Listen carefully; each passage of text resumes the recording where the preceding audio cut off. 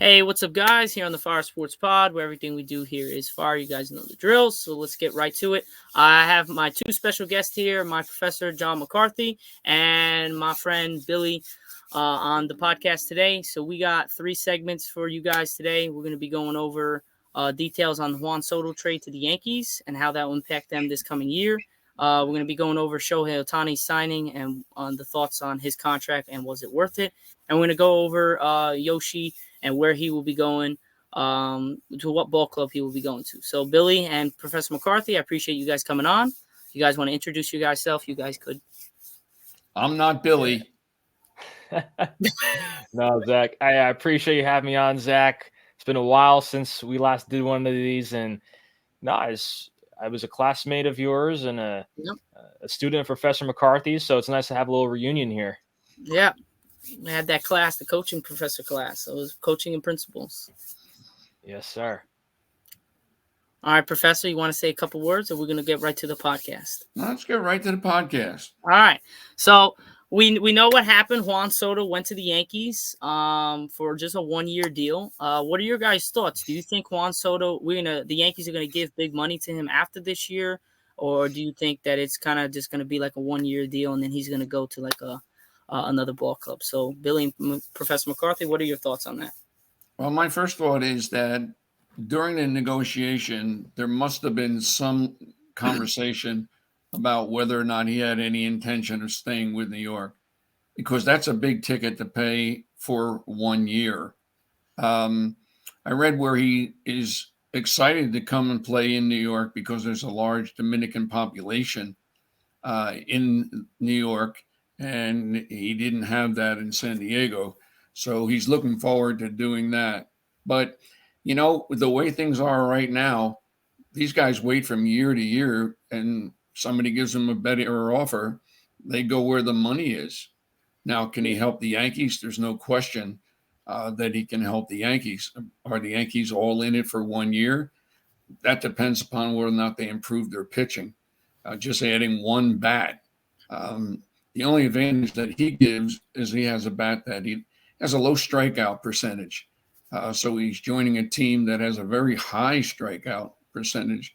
So the fact that he can put the ball in play, he's an average fielder. They're probably going to sub for him in late innings. And also, not getting Bellinger means they have to use Judge in center field.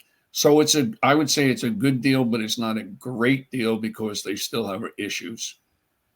I agree. So, Billy, what are your thoughts on that?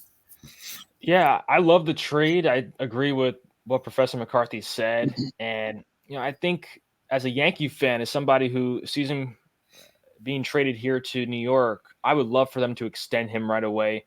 But, that's not going to happen. Scott Boras is his agent, and he's somebody who wants to wait till free agency and see how the other teams would bid and match different offers. So I think that it'll be an offseason move to extend him.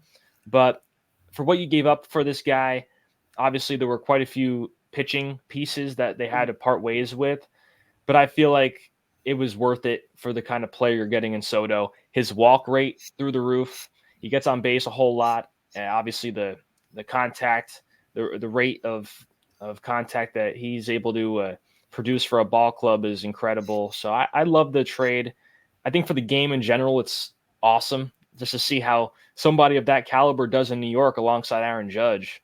So I'm really excited for it. I think he'll do really well here. And another thing, too, he played in every single one of the games last year, all 162.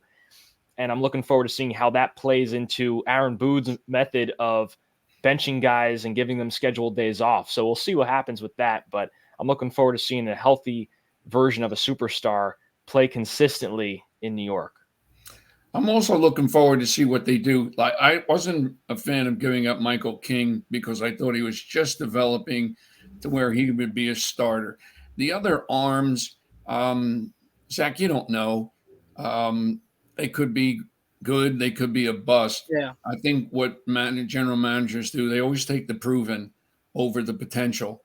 And so what this guy can do. Exactly. The pitchers outside of King, you don't really know what they're going to do. Now, does this mean they're done with Bellinger? He wants over $200 million. And now the pitcher that everybody's going after, he wants $300 million. Yeah. And the Yankees were in the lead, I think, so far. With regard to that, where are they going to get all this money from? If they could convince Stanton to retire, which is not going to happen, No. because he's the dead weight there. I mean, if you could plug in Soto for Stanton, your club is improved 100%. Yeah, I agree with both your guys' takes. It really has to do with all of the injuries. I think a big reason is that we also needed a lefty, and we got a lefty, and we needed balance in the lineup, and that gives us a little bit of a balance. Even though we have so many right-hand hitters, and also they get injured all the time. Like we said, Judge has been injured. Other than the big season that he had with 62 home runs, other than that, he's been really injury prone. And Stanton, same thing. He gets injured every 2 weeks, like it seems. So we finally have someone that's consistent, like you said, Billy. He's played all 162 games last year, but like we said, will it go well with Boone and his rest rate? Because he likes to rest players, which to me, I'm watching the Yankee game, I'm like, yo, I would like to see like big names out here. Why this guy? Oh yeah, you say he's injured, but like he's walking around, he's perfectly fine. Like there's a lot of things that could happen, but I think for me, like Professor McCarthy, you said that it's a good it's not a great trade, but it's a good trade. I think that like we need to try to land Yoshi, which is the Japanese pitcher that we Professor and Billy was talking about.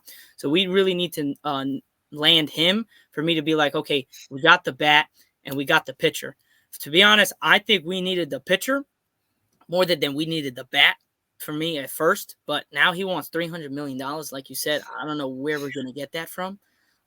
So we'll see what happens with that, but I hope Soto stays because I think he'll be great for just the atmosphere in Yankee Stadium. I think he's going to be really good for that, but we'll see if he stays. Like you said, he's going to probably want to wait till free agency to wait during the off season to see where he's going to go. So we'll see where he goes with that. But any final thoughts on Juan Soto's trade you guys got?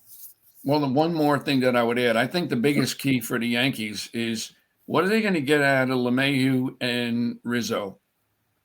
Are they going to go back to past form, or are they going to do what they did last year? Because if you can have DJ lead off, and then you go to Judge, and then you go to Soto, and then you go to Rizzo, and then you go to Stanton, and then you go anywhere, Volpe or whomever, you're going to have a really good club. But they need a leadoff hitter, and LeMahieu's their best shot. Maybe the injury bothered him a little bit last year, but I mean, that's the batting order I like. What about you, Billy? Yeah, I'm interested to see where Gleyber Torres goes in that lineup. I know there were some trade talks regarding him and if they would be willing to part ways for a pitcher, somebody who's on the more of a front end of the rotation type of pitcher. But I don't know. I think the lineup is pretty much set the way it is with the addition of Soto, and I wouldn't even mind seeing IKF back in pinstripes as a utility player. So I think the lineup's in really good shape as long as people stay healthy and as long as players bounce back from their years last year, because I think we saw some of the worst offensive years from most of these hitters that we've ever seen before. So it's only up from here. Yeah, exactly. What's their current pitching staff, Billy? Well, since they traded away Michael King, he's out of the equation. But we have Garrett Cole. There's Carlos Rodon involved, Clark Schmidt, Nestor Cortez, and then Domingo Germán's gone as well. We lost Severino's gone. Yeah, he's gone. So that fifth spot is more up for grabs, and obviously Yamamoto might be that guy who slots in there towards the top end of the rotation. But they, of course, have quite a few prospects in the minor leagues who will emerge, and unfortunately they had to trade over Thorpe from the Yankees organization over to the Padres for Soto. Yeah, but there are several other prospects who can definitely have an impact at some point. So my problem with Schmidt, I'm sorry, no, is I don't think he gives you more than 4 or 5 innings, and I think he really belongs in the bullpen as a transition guy. So I really don't see him as a starter. I mean, they got really hurt when Herman's personal life got screwed up, and when their second pitcher last year they traded to the Mets. I mean, if he had been in the same form, they would have had a solid staff. Now they're talking about maybe Jordan Montgomery. That's never going to happen. I Yeah. can't see him coming back to New York after he hated it when he left. Yeah. Right after he left, he became really good for where did he go, Billy? He went to the Cardinals. Montgomery went to the Cardinals and then over to the Rangers. Okay, yeah. So he started to be really solid for the teams that he went to. He started out a little rough, but then he got onto his stretch. So if I recall correctly, that's really kind of how it went. He kind of really wasn't so consistent with the Yankees, and I think he got consistent with the Rangers, if I'm not mistaken, Billy. Am I mistaken, or is that right? correct? No, he was absolutely dominant in the postseason this past year. And that was funny because it was the Yankees' concern a little bit that, we don't really see him as a postseason pitcher. And then all of a sudden he goes out there and dominates and does extremely well and obviously helped lead them to a World Series victory.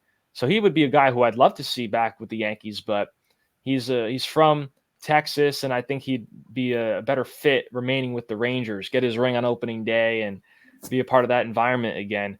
But another pitcher to look out for would be Frankie Montas, who the Yankees traded for and ultimately got hurt right away. He was probably hurt before the trade even happened. And he's someone who I think can make a return on maybe a 1-year deal just to see if he could go back out there, join the rotation again and get some quality innings in for the team. But he's somebody who I wouldn't be surprised if they signed for some depth. Yeah, I like that idea. I think that's a good idea. We really need depth, and that's the biggest problem for us when it comes to the pitching staff. We really need depth. And also for hitting wise, we have a lot of hitters and stuff like that. But when they got injured, all the stuff. My question was for both Professor McCarthy and you, Billy. What like Dominguez? I remember they got hurt late in the season. What was the other guy? It was Dominguez and it was two other guys that were the rookies that came in because everyone was injured and late in the season, and they Peralta was the infielder. Yeah, Peraza was up. Peraza. It was Dominguez, it was Peraza, and then Austin Wells behind the plate as well. Yes, I think those three, man, they really showed out. And if Dominguez didn't get hurt last year, he had a good chance to be really. He got hurt at the end, but like it just like the build and not have to deal with an injury in the offseason, he could have really like stepped it up. Do you think they will make an appearance in the lineup during the year, or is that like going to be part of like a trade that we give to other teams to get other players? What do you think? I think they'll be a part of the team, and I think they'll play important roles as well. I think Austin Wells and Jose Trevino is a fantastic combination right there. And I feel like they're neck and neck for who will be that starting catcher come opening day. Who knows? It might come down to spring training, and if both of them are healthy, it might depend on who's hot at the time. But we'll see what happens there. I just love the experience of Trevino and the all-star quality backstop that he is. And then the youth of Austin Wells and how much he can learn from Trevino and any other catcher who the Yankees sign as more of a depth piece in the minor leagues. But I'd love to see what happens there. And then Peraza, Cabrera, I could see all them playing I like versatile utility roles in the Cabrera infield. and Volpe for me are really the man. And Dominguez, man, he came alive late, and I really liked him a lot. I really would like to see him in the lineup because I think he goes well with Judge and all those guys, especially Soto. Now, I think Dominguez is really going to go well with that, but we'll see because we need some depth. So if we can keep those guys, that would be great for our depth. So we don't have to worry about like, if someone gets injured, like let's say Rizzo gets injured or LeMahieu, we need somebody to take that role. I believe that Dominguez can take that type of role because he was hitting some bombs and he was getting on base a lot during the thing. And his strikeout rate wasn't as bad as other players were during the season. So we'll see if he can keep that up during a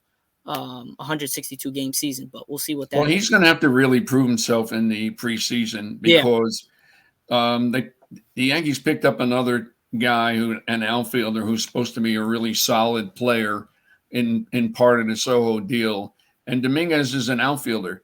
So if you get LeMahieu injured or Rizzo injured, or if Rizzo gets injured, LeMahieu moves over to first base and they use Peraza in the infield. So they have that covered. But he swings a big bat, Dominguez, but I think he's had 3 or so years now, and he hasn't stuck. As far as Cabrera is concerned, he's a very good all-around utility player, but he got exposed last year when he became a starter and played often. They get a book on you, and after a while, it gets a little harder to hit than when you first come up. He showed a lot of good signs, and he's a good outfielder, so he can definitely be a bench guy for them. Okay, cool. So we're going to move off from the Soto. We're going to go to our second segment here on the Fire Sports Pod. We're going to go into Shohei Ohtani signing. And I know, Professor McCarthy, you got some thoughts on his signing. And was it worth it for the Dodgers to take 10 years and $700 million? And we can also talk, Billy, and Professor, we could talk some with the contract wise. And how do you guys feel about the contract? You think that's a smart idea for Shohei Ohtani, and what's the case with that? So what are you guys' thoughts on Shohei Ohtani signing and that for that much money? I'll let you go first, Billy. Yeah, it's definitely an interesting signing, something we've never seen before. It's historical. Everything Ohtani does is historical, it seems like. But I like the move if you're the Dodgers. I think it's a very unique deal. It's a business savvy deal, I think. And what they're doing is with the deferred payments, they're allowing themselves, and Ohtani was a big part of this. He wants a winning team. So they essentially created this opportunity where they can still go out there and sign high-level free agents or acquire free agents with higher salaries, higher AAV. And it's definitely something that's a team-first move. It's not something where Ohtani just wants to be the highest-paid player on the team in every single season, and that's not the kind of guy he is. So he wants to win. He went there. I think it's a great move for them. And, as far as is it worth it? Well, I think the value that they'll get out of Ohtani from a marketing standpoint, from an advertising standpoint, and with the Japanese media coverage and advertisers, you saw at Angel Stadium there, they had Japanese logos of different companies behind the batter's box in the outfield. They are making a lot of money having him be a part of that team. And I think the Dodgers, being the premier team in LA, will do even better and be even more successful with having him as a part of their team. So I think it's a business move as well, a big time publicity related situation. And I think it's definitely very interesting, and he'll be paid a lot more once his career's over. So the Bobby Bonilla frenzy continues, and he's had an inspiration on a lot of other players now. Yeah. Well, I see this as the Dodgers melding into the Lakers' Showtime. There's no doubt that he's a major draw and that he's going to bring people to the game. I don't know that their attendance was that bad to begin with. And I think when you have Betts and Freeman and some of the other guys that they have, you have enough.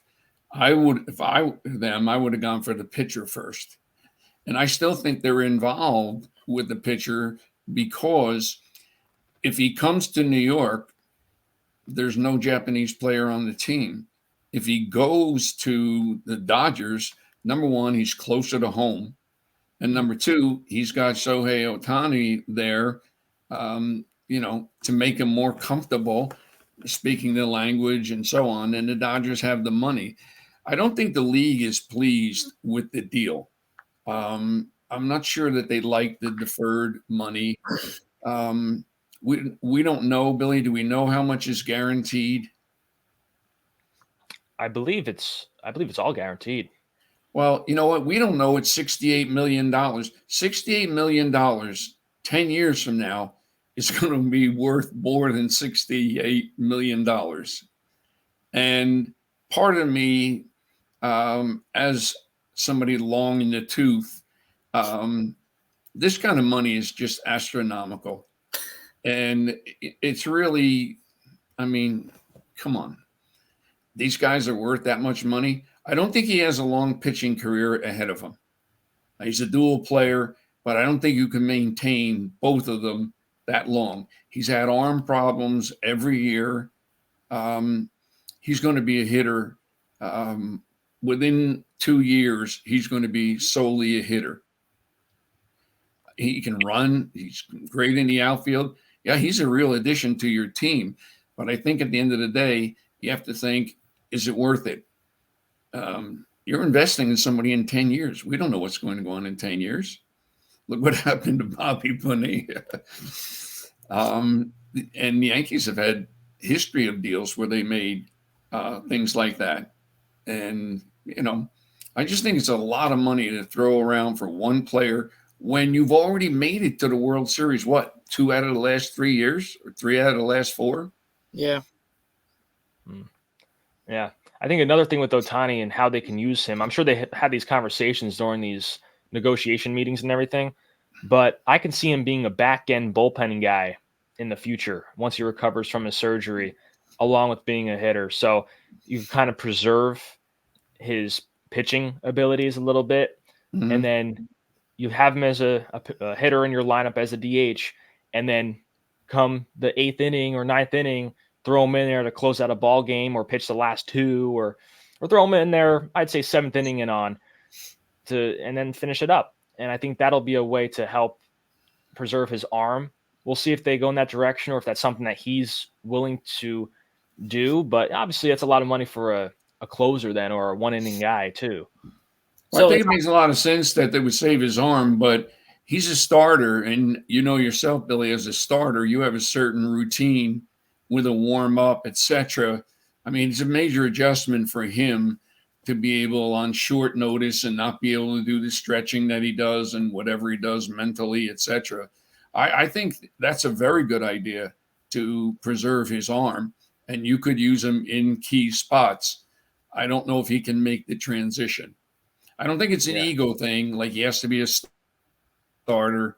But I agree that would be one way to save his arm.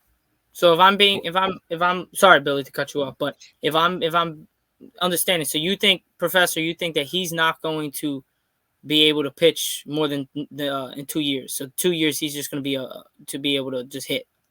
Do you That's what I think. Do you think that will affect his?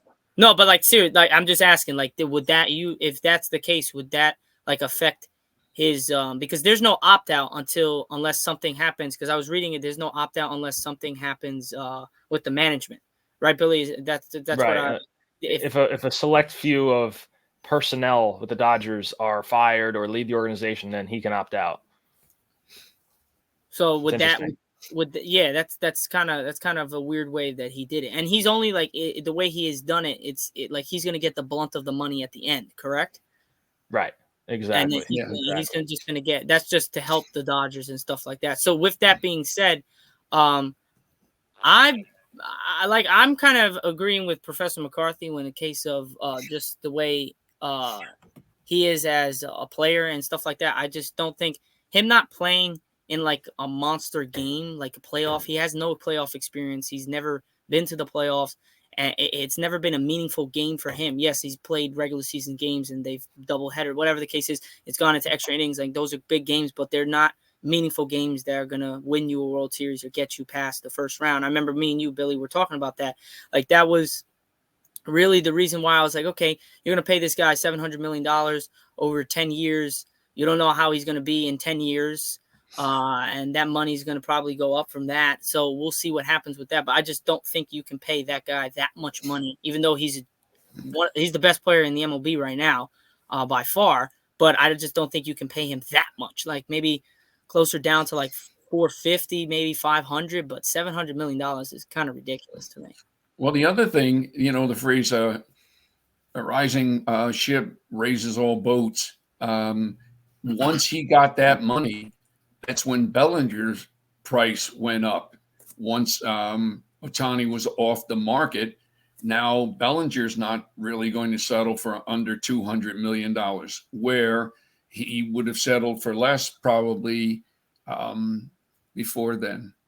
So I don't know, Billy, if you were going to pitch, I know you really love the Yankees, but you live in New York City, or you deal with rain and sleet and snow, or you're out in sunny California, you play at Chez Ravine, it's got to be really appealing.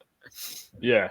Oh yeah, of course. And San Diego is definitely a nice place too. And I don't know how Soto feels about leaving there because I'm sure that was a beautiful place to play, but then New York's just a different animal.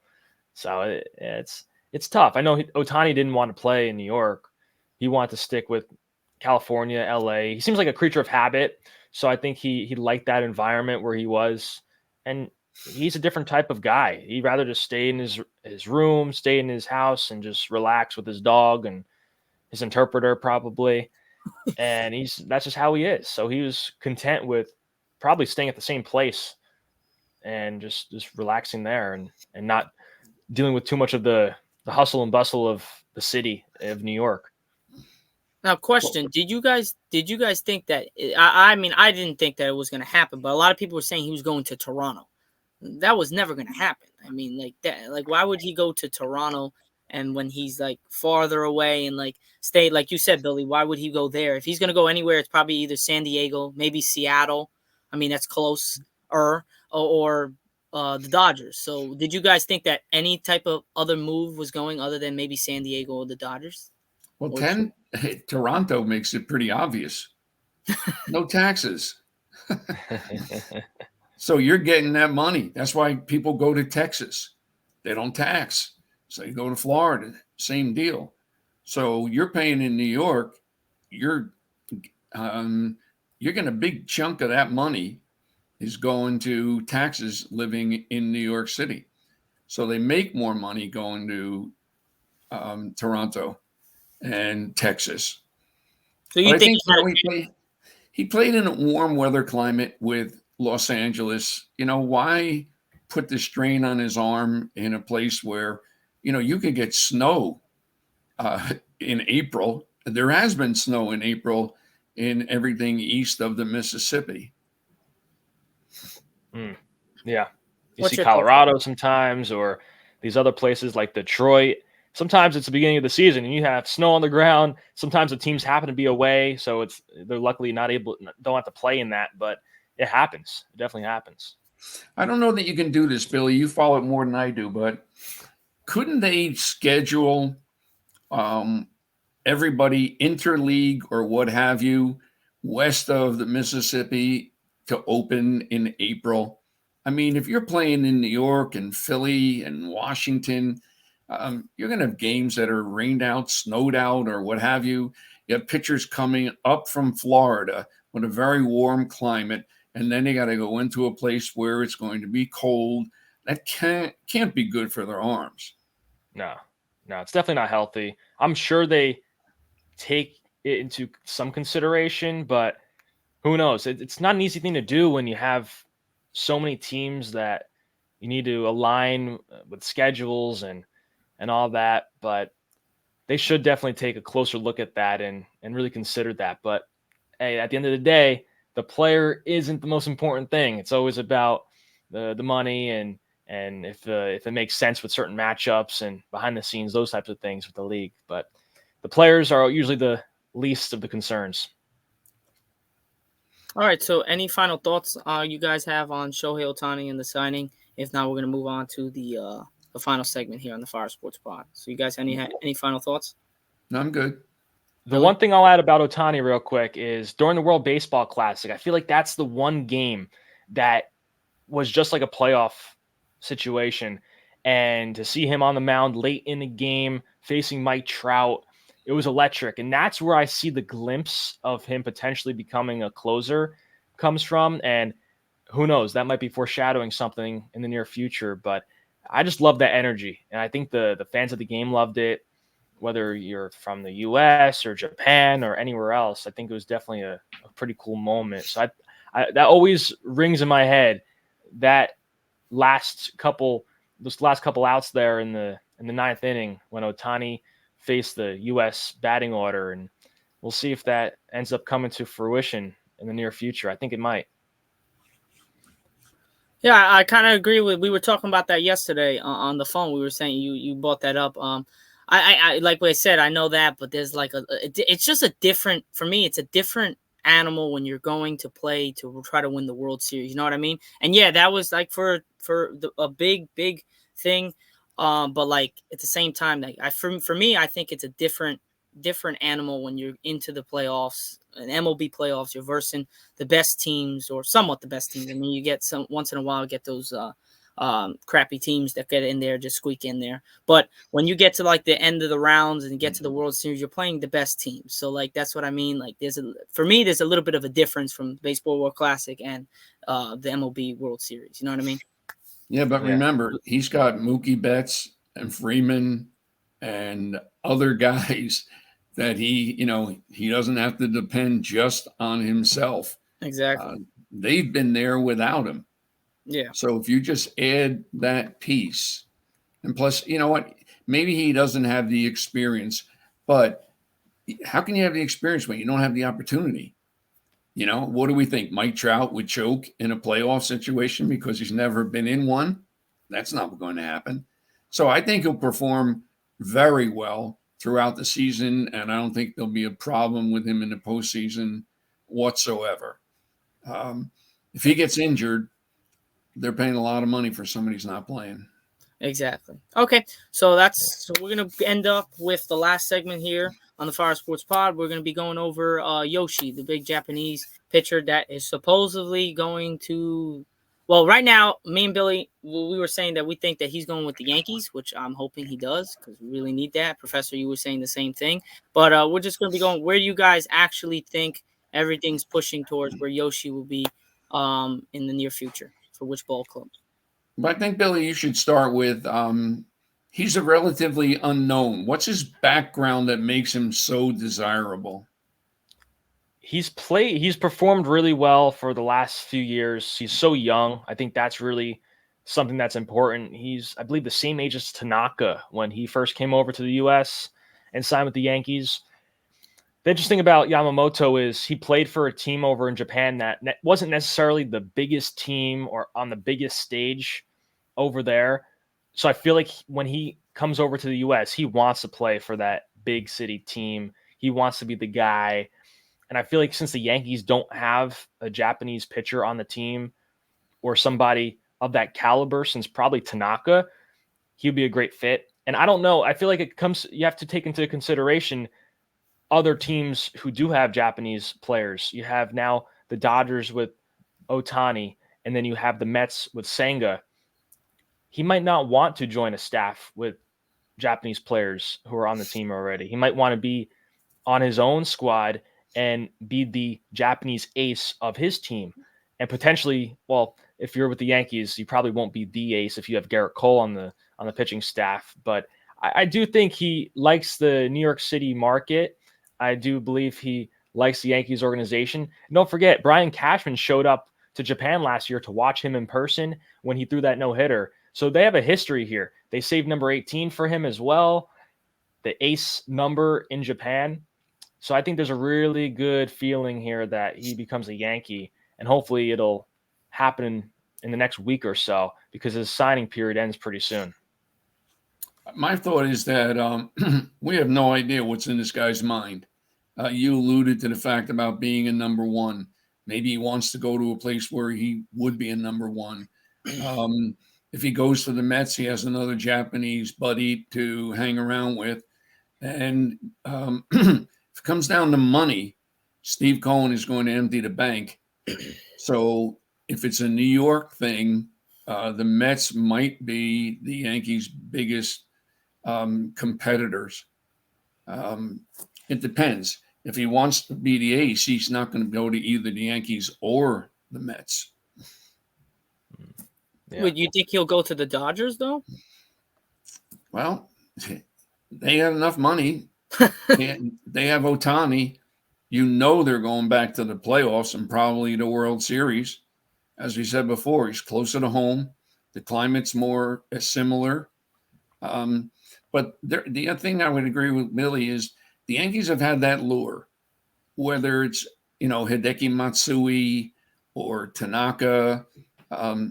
First of all, I would have had Hideki Matsui sitting at every one of his games with Yankee gear on and try and recruit him because of the way he was received in New York. Now, it doesn't hurt when you hit a grand slam in the first game that you play, but he was a horse when he was with New York, and he absolutely loved it.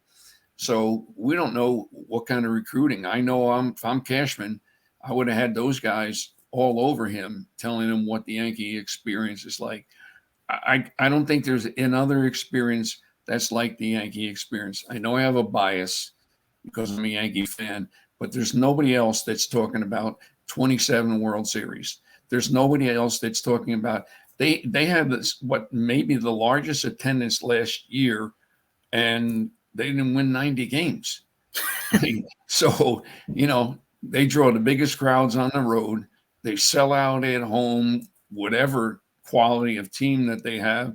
So it's a big draw. But I agree with Billy. I hope it gets over soon so people can start adjusting to who is or isn't on teams. Yeah, I kind of agree with both of you guys. I would say the Yankees are the big, and I think the Yankees well, we're kind of all biased because we're all Yankee fans, but I think the Yankees kind of really, really need this, and if we can pull this off, but you think we'll have like you said, Professor, if it comes down to money wise, I don't think we're going to be the ones to get him then, if that's the case. Do you think that's the possibility that, like you said, that the Mets are probably the one in New York that's probably going to get him if it comes down to money? Well, it depends upon his agent. I don't think Hal Steinbrenner, Billy, is in a position now not to give what he wants, because with the disappointment they've had, with everybody wanting Cashman out and wanting Boone out, and the idea that Steinbrenner's cheap and so on, I don't think he can get outbid. I mean, there's a magic number that they can go to, and I think they will go to that number. But Cohen has deeper pockets. So does he want to get in a bidding war with Steinbrenner, especially after they were projected to win the World Series last year and they fell flat? Maybe he feels he really owes it to his fans, because I don't think they have improved so substantially. Yeah, I think the fan base of the Yankees is sick. I think it really left a bad taste in the mouths of the front office, Cashman, Steinbrenner, and this is really and even Boone. This is I feel like a final chance right here before they make some personnel changes up in the front office. So they have to go all out and get their guy. And if they don't get their guy, if they fall flat, it's not really a great look. Obviously, getting Soto was something that pumped some life into the Yankee fans. But we'll see if they're able to pull off this second move, which would be two incredible moves, probably a couple of the best transactions this MLB offseason. So I'm excited to see what happens.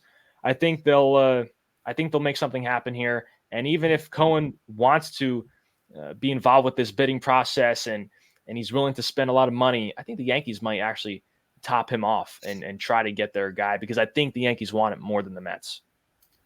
Now, question for both of you. Oh, sorry. I just think that, as you mentioned, Billy, this is a big year. They love Chapman. He's been with them for such a long time.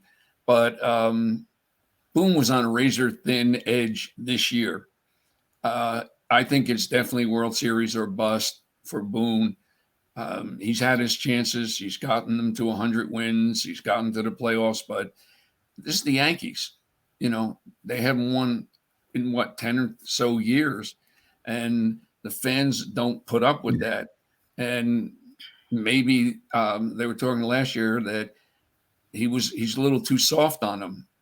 Maybe they need a Tory who can, balance more, who can be tough on them and then still be a player's manager. Whereas Boone, they haven't seen that. So he was on a razor thin this year. There's no way he makes it back after next year if they don't win. So, final question for you guys before we end it. If there's a sleeper, Billy, or Professor, whatever, which one you guys want to answer, is there a sleeper team that you can think of other than the Mets, the Dodgers, and the Yankees that could maybe possibly pull this off and get Yoshi on their roster? Interesting. I'm just looking for that sleeper team because the top three, we're looking at the Yankees, we're looking at the Dodgers, and we're looking at the Mets. So, is there any sleeper team that can maybe jump in and sweep him? I don't think it happens. I really don't. But maybe a team like the Blue Jays, who were interested in Ohtani, would throw some money at him and just try to see if he has any interest of going to Toronto. Aside from them, I really don't have another team. Maybe the Rangers, but I really Yeah, think that it's between those three teams that you mentioned. yeah, I would agree with that because Toronto was all set up with their lineup. I mean, they had one of the most dangerous lineups. They're just shy pitching, and they can offer a lower tax base. Um, they're a team that makes the playoffs all of the time. He could go up and be the number one if that's what really motivates him. And I one of the things I go back to is I know a college coach who taught me that the most important thing is to find out who's making the decision, and he's not making the decision. Either his agent is making the decision, someone that was his handler over in Japan. That's the person that you have to get to, and we don't know who that person is. So it's really speculative, which is really what the hot stove league is all about. I mean, baseball, there's programs on baseball every day of the year, but they don't play for 4 months. So this is what drives the engine of baseball, the hot stove league, talking about the things that we're talking about now. All right, guys. I appreciate you guys coming on. That's it, guys, for our YouTube show here on the Fire Sports Pod. Billy, Professor McCarthy, I really appreciate you guys coming on. Thanks again. And, guys, that's pretty much it for our YouTube show. We're going to be doing our audio show pretty much right after this. Billy's going to be jumping on with my co-host, Matt. But that will be pretty much it for that. Other than that, guys, you guys have a great rest of your day. And, again, Billy and Professor, appreciate you guys coming on. It was a pleasure having you guys. Thank you, Zach. Yeah, it was a lot of fun. I'm not a fan of being shown up by Billy, but I can't really. Sometimes I can't avoid that. He is Billy Baseball. I'm just the average fan. He's got his finger on the pulse. This is a guy that's going to be involved in the International Baseball League. Every time I turn around, he's interviewing another major leaguer. He's even speaking in Spanish to these guys. I saw that one. I didn't see the swag bag that he came back from Dubai with, but I was curious to see that. But I did see the Bruno Mars look. Zach, I don't know if you saw it. Yeah, I saw that. The red suit, baby. The red jacket and the shades jacket. when he was walking out. Man, that was all Bruno Mars all over. That was awesome. Yeah. Oh, yeah. I should have worn it for this episode. I definitely should have worn it. It would have matched the red. And I'm glad you didn't. At least you had your hat on the correct way. All right. So you know what is interesting? It was a lot of fun. I can't say I'm really proud of you guys because it's not my way that got you in this position, but I think you should be proud of yourselves. You're just finishing up college and you're already right out there on the web. It's a great possibility. Nothing like this ever existed when I was coming along. And I think you can have a lot of fun with it. And you're pretty good at it. Thank you. I appreciate it, guys. So you guys have a great rest of your guys' day. And YouTube, guys, see you on Fire Sports Pod, where everything we do here is fire. I will see you guys on our audio show. And, of course, that had to happen. Billy,